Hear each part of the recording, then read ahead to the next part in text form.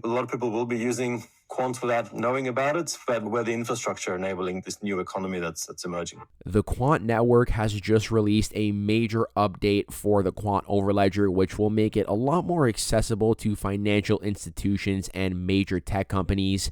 And at the same time, we have Gilbert Verdian on tape saying that they are enabling the new digital economy with their Quant Overledger, and that a lot of people will be using Quant without even knowing about it. So in today's episode of the Everything Crypto Show, I'm going to break down exactly what this new Overledger development means and why it could have a big positive impact on the Quant token powering it. Now, before we hop into the content, just a friendly reminder that I am not a financial advisor. I am simply here for your crypto news and entertainment purposes. And if you do enjoy the content, please consider hitting that sub and like button and turn that notification bell on so you can be notified when all of our latest videos go live on the channel. So we're going to get right into today's altcoin of discussion, and that's going to be the Quant token, as we have seen a pretty big update from the team. Now, this token back in 2022, which was the bear market year, this was one of the best performers of that year. You know, in a time period where alts and even Bitcoin were basically flat or slightly down, this coin rallied from its bear market low of $42 all the way up to $228, which was about a 450% move between June and October of the bear market year. And we can see here that since then, it has basically pulled back. It's been range bound here between 85 and 150. And if we measure it from its bear market lows, it is up about 191%. So we can see here that it really has been consolidating in this range for quite a while. And we are starting to see, not starting to see, a lot of people have been getting impatient with this altcoin, thinking that it's not going to move at all. And this is what Quant does. It has done it in previous cycles. I do believe it's doing the same thing again, where it's basically just basing up to make a nice move to the upside here. And we're going to talk about the technicals a little bit more at the end of the video, because there is a key level that I am looking for. First, I do want to get into the news. So we actually saw Quant tweet here. We recently announced the launch of our new Overledger pricing plans and functionality designed for enterprise IT users and developers. And here's the breakdown on exactly what they're offering. Now, before we get into that, I do want to just quickly break down what the Quant Overledger does. It's been a while since we recapped exactly what they have to offer. So essentially, the Quant token offers two very big things. The first one is the tokenization feature, and the second one is the bridging feature. So the Quant tokenization feature basically makes it very easy for these institutions to essentially take any assets and tokenize it via the Quant Overledger. They can do it on the chain of their choice, letting you create institutional grade tokens that will interact on the chain of your choice now and in the future in minutes and without any coding expertise needed. So the Quant Overledger handles all of it on the back end. It makes it very simple for users on the front end, which does empower multiple use cases: CBDCs, currency trials and deployment, cross-border payments, next-gen payment systems, alternative asset digitization, fund tokenization, supply chain monitoring. There are a ton of different use cases for the tokenization of these assets, and we know that the future is going to be increasingly digital. Now, if we take a look at the bridging feature, they do also offer this, which essentially allows for you to tokenize, for bridging these tokenized assets across different chains. So basically offering kind of like an all-in-one solution where institutions are able to tokenize assets, they are able to bridge it to the chain of their choice. And yeah, that is a really key thing. I do think that the future of the blockchain is going to be multi-chain. I don't think it's going to be a one chain takes all kind of thing. And on top of that, we know that some banks are actually looking to launch or have already launched their own private blockchains, such as JP Morgan's Onyx chain. So another thing the Quant Overledger allows for is a way to bridge your private networks to public chains. So that's just a brief recap on what the Overledger has to offer. So now for the first time, OVERLEDGER is available via a fully functional, time unlimited free plan to allow institutions to easily adopt the technology, rapidly growing in adoption while creating new revenue streams, making complex workflows more efficient, reducing legacy costs, and enabling access to new markets and clients. The new plan is the most powerful free blockchain plan available for any enterprise looking to execute their digital asset strategies, according to the team.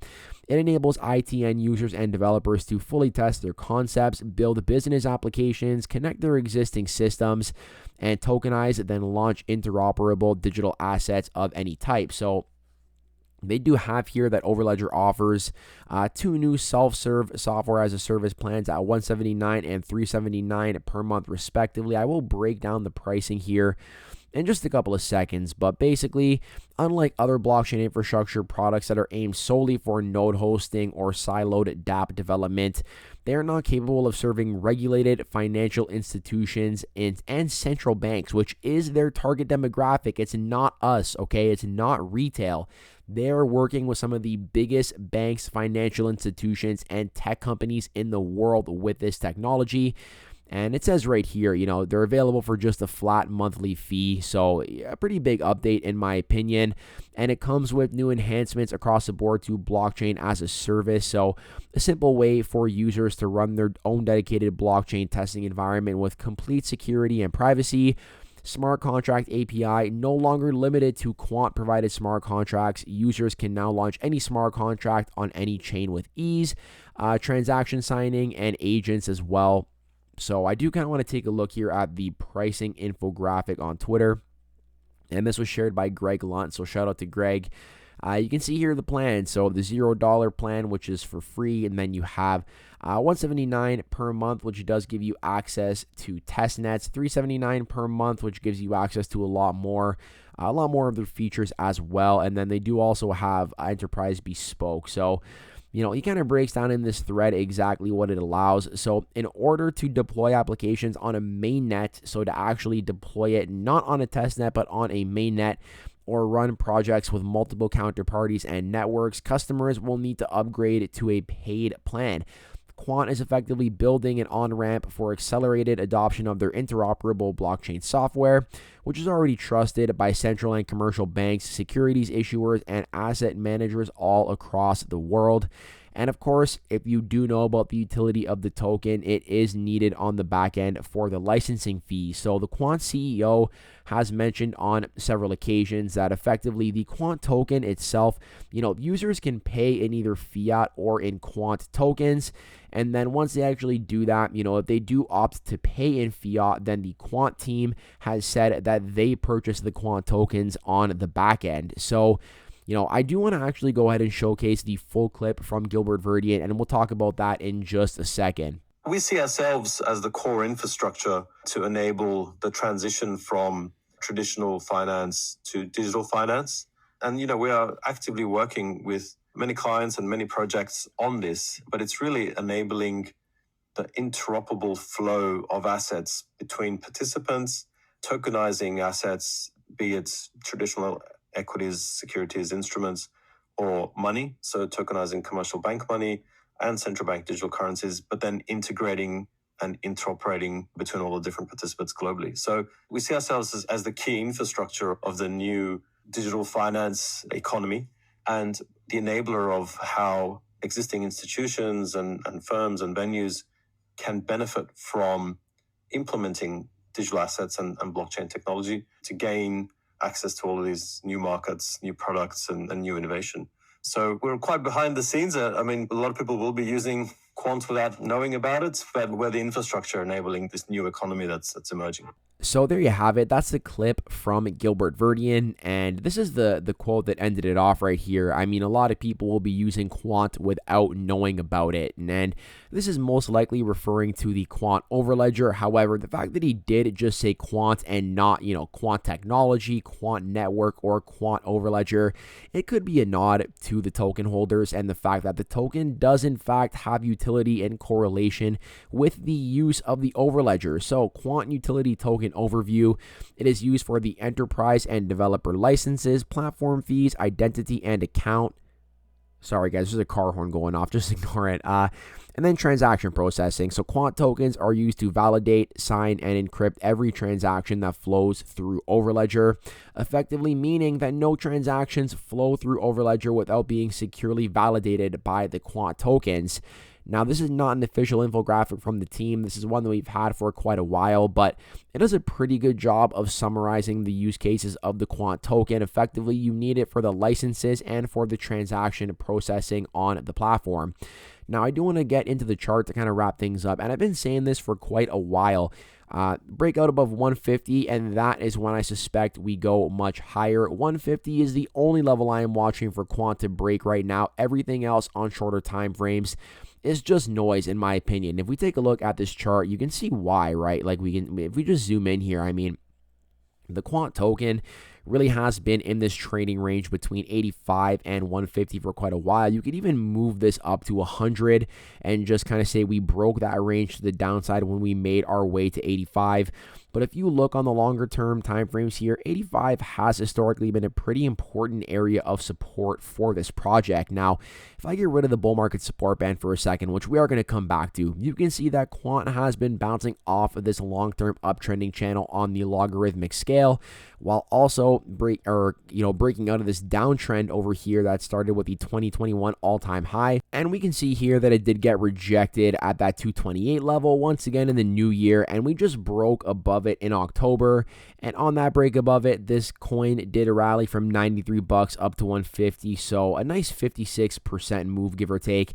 However, take a look here in this chart at how many times this coin has got rejected at 150. First of all, it backtested it as support here in 2021 before making that run up to all-time highs. And then if we take a look here, we can see in 2022 it got rejected at 150 before we saw that big capitulation in the bear market. This coin went from 150 to about 42 bucks. That's when we saw Bitcoin make its way down to, below previous cycle all-time highs. Now we take a look here at the new year. Quant tries to break above 150 again in January of 2023, gets rejected.